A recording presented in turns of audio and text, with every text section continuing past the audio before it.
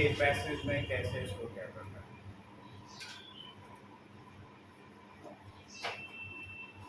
लिखा है आपका read the passage and answer the question that follow, है ना। यहाँ पे आपका ये क्वेश्चन है 4, इसी का जवाब ऊपर दिया हुआ है ढूंढना। ये आपको कौन सा क्वेश्चन में रहेगा, क्वेश्चन नंबर 7 में, है ना।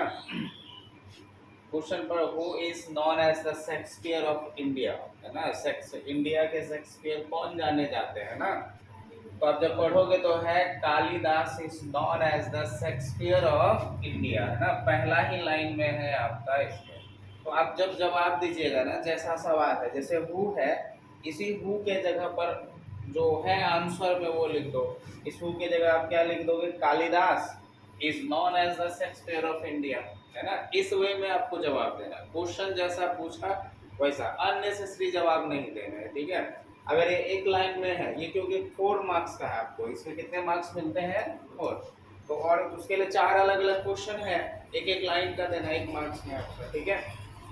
चलिए दूसरा क्वेश्चन आपका क्या है, ये तो क्वेश्चन नंबर 7 में रहेगा। ये बताया गया आपको कि who was Max Muller. Max Muller कौन थे, क्या लिखिए है। The poem and drama was अच्छा यहाँ से लिखा है कि नहीं, the poems and dramas of Kalidas have elicited universe praise not only from Indian scholars but even from European critics like Max Muller। यहाँ तक लिखा है कि नहीं।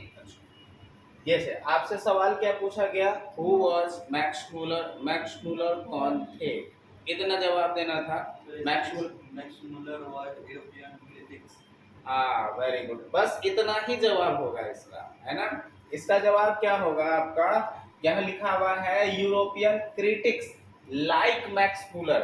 मैक्स मूलर के जैसा यूरोपियन क्रिटिक्स ने भी इनकी प्रशंसा की है, किनकी, कालिदास की, है ना। कालिदास के जो लेख हैं उनके। तो आपसे पूछा है कि मैक्स मूलर कौन थे, तो आप यहाँ पे सिंपली लिखते Max Muller was a European critics. Max Muller was a, और आपसे पूछा मैक्स मूलर कौन था, आपने क्या जवाब दिया है कि कविताएं और जो ड्रामा है कालिदास के, वो पूरा विश्व में क्या किया गया है, प्रसिद्ध है, उसकी प्रशंसा की गई है।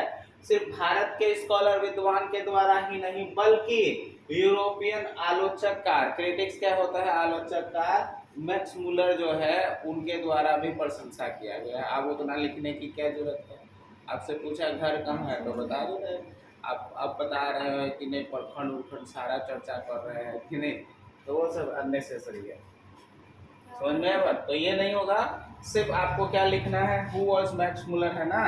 तो इस हु के जगह लिखोगे या ऐसा जवाब देना, Max Muller, Max Muller was a European, European critics, ठीक है। क्रिटिक आलोचक एक है ना, इसलिए क्रिटिक, ये बहुत सारे आलोचक का बात हुआ है इसलिए क्रिटिक्स है। अब एक की बात करेंगे तो क्रिटिक, क्लियर हो गया। उसके बाद who adorn the court of Vikramaditya, Vikramaditya के कोर्ट में कौन अडॉर्न था। इस प्रकार से आपका यहाँ पे क्या हो जाएगा, वहाँ पे है आपका द पोएम ड्रामा का ऊपर में ही है ना, history Sanskrit. He was at the head of the celebrated 9 James, जो 9 रत्न थे उसमें से, है ना। Who adorn the court of Vikramaditya, है ना, कौन, कालिदास। किसके विषय में चर्चा हो रही थी, कालिदास के विषय में। तो इसी हु के जगह सिर्फ आप क्या लिख दोगे, Kalidas adorned the court of Vikramaditya, ठीक है। फिर है आपका सवाल, make sentence with the words independent and century. ये 2 वर्ड है, इंडिपेंडेंट और सेंचुरी, इसी से आपको क्या बनाने हैं, वर्ड्स, सेंटेंस बनाना है। तो सेंचुरी का आप सिंपल, जितना सिंपल बनाओगे उतना कम गलती होगा, है ना। आप बोल सकते हो दिस इज, कौन सा सेंचुरी है यार, 21वीं, 21st सेंचुरी, बस हो गया। यह कौन सी सदी है, 21वीं सदी।